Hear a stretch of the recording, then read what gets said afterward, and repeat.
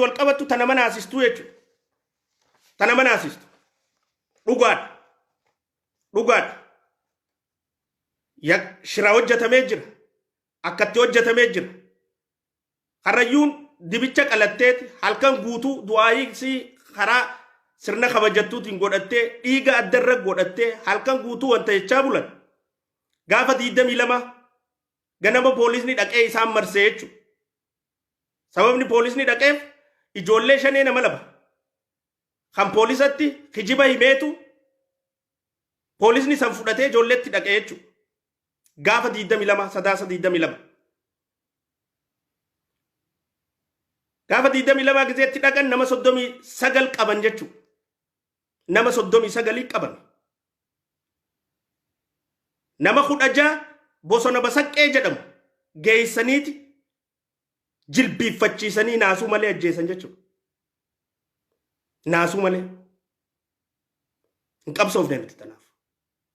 Naasuu malee. Eega qabamee namni maaf ajjeefama? Hidhuun osoo danda'amu? Mana murtii dhiyeessuun osoo danda'amu? Sababni ajjeefamuuf maal? Nam 16 jechuudha. Bosona basaqqa jedhamutti jilbiiffachiisanii fixan. Dhugaan tanuma. Lamaatu kana keessaa bahe kan ajjeefamin. Lameen bahe kana lubbuun bahe kanaatu dhugaa tana baase. Warra lamaan sana amma maqaa isaanii himnu jechuun nageenya isaaniitiif. Osoo maal jaa jechuun abbaan silaa waan kana gaggeesse. Osoo nama 23 nama 39 guutuma qabdan sanu akka jirtu cicci gootanii. Osoo akkas gootanii bakka takka fixxanii. Oduun tunarraan tana kaatee mootummaatu abbootii gadaa karrayyuudhaa ajjeesee tayyattu tun nutti hin kaatu turtee hambisuu keessanii sirrii miti jaanii ijoollee poolisaa komatan jechuudha. Shaneedha jaanii akkas godhan. Jarri shanee miti immoo. Ummata Oromooti. Karrayyuun nan laallattu. Yoo anaaf abbaan kiyya dhalchuu baatellee karrayyuun obboleeyyan kiyyaami Oromoomi. Yoo haati tiyya naa deessuu baatellee karrayyuun Oromoomi. Oromummaami tan nuti obboleeyyummaan itti qabna waliin jennu tun. Hoggansa waan hojjetu hin beekne. Haadootti fi ilaalaa saba isaan qabne. Kaantummaa saba isaan qabne. Osoo abbootiin gadaatii fi namni 39 kun guututtu yakkamaa ta'ani. Eega takka qabaman hin dheeysine. Mana hidhaa geessanii qorachuun hin danda'amu. Mana hidhaa geessanii heeraan itti muranii hidhaa teessisuun hin danda'amu yakkamaa taanaan. Cubbuudhaa jechuudha. Qabsoofne tanaaf.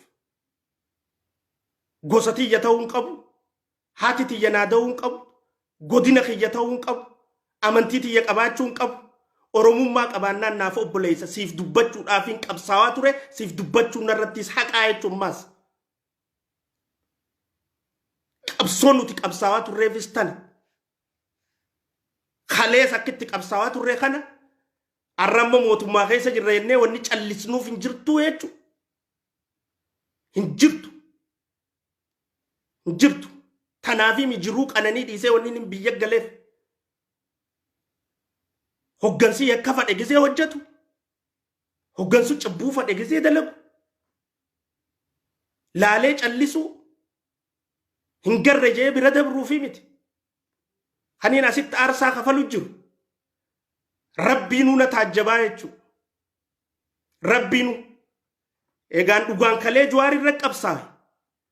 Egaan dhugaan kalee Profeesar Maraara irra qabsaawe. Egaan dhugaan kalee Dr. Milkeessa irra qabsaawe. Egaan dhugaan kalee Shanee irra qabsaawe. Arraas dhugaadhaan hoggansa mataa irra taa'ee akka kana hojjetu irra qabsaa'u baannaan Rabbiinuu na gaafataa jechuudha. Dhugaa tanaan nu duuba jira. Kaayoo qabsoofnuuf tanaatu nu duuba jira jechuudha. Isii tanaaf qabsoofna. Eenyu haa dubbatuuf karrayyuuf. Tun qoftii nu gahaadhaan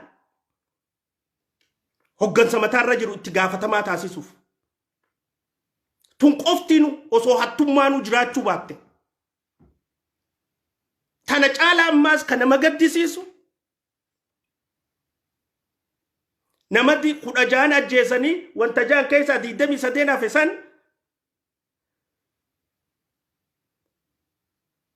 keessaa tokko osoo tumaniiti ajjeesan.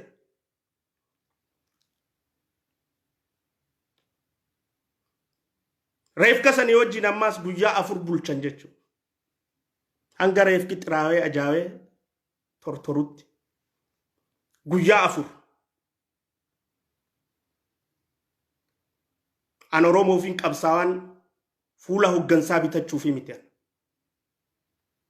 An Oromoofiin qabsaawaan bolola aangootiif miti. An Oromoofiin qabsaawaan maqaadhaa miti na biratti. An Oromoofiin qabsaawaan anumarraa dhugaadha. Eeganarraa dhugaa taate immoo xiyyaa fi kaan hin qabdu. Nu hundi tokko.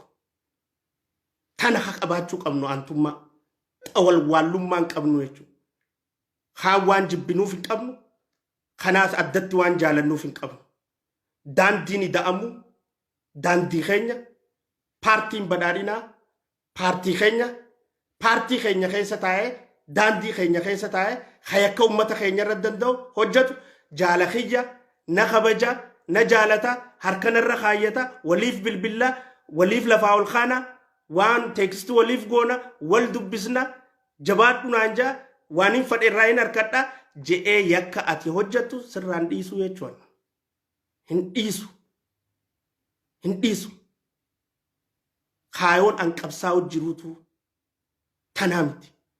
Kaayoon an qabsaa'u jiruuf uummata keenya gidiraa keessaa baasuuf sanumaan narraa dhuga. Sanumaan ammaas taniin godhu jiru jechuudha.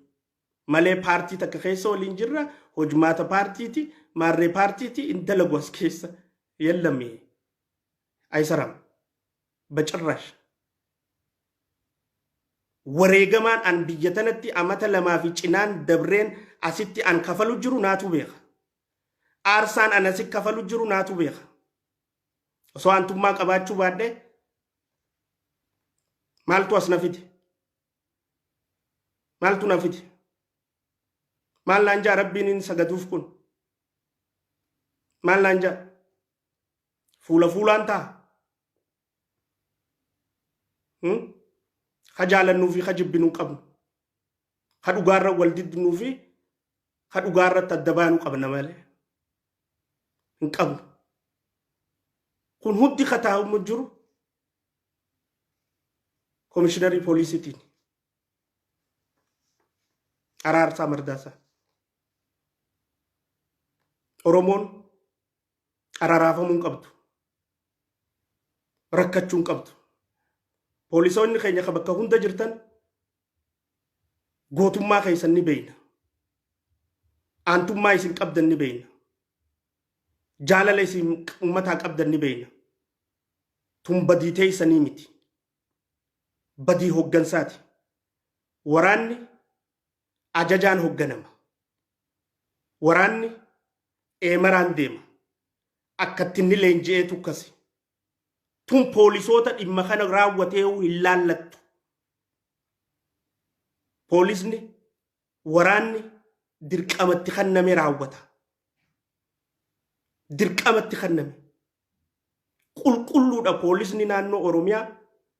Miseensonni, hoggantoonni godinoota, hoggantoonni aanaa, kan magaalota keessa jiran, aantummaa sabaa qabdan, paartii badhaadhinaa ni jaalattan, dhugaadhaaf qabsooftan ni beeyna isin hojii hojjechaa turre.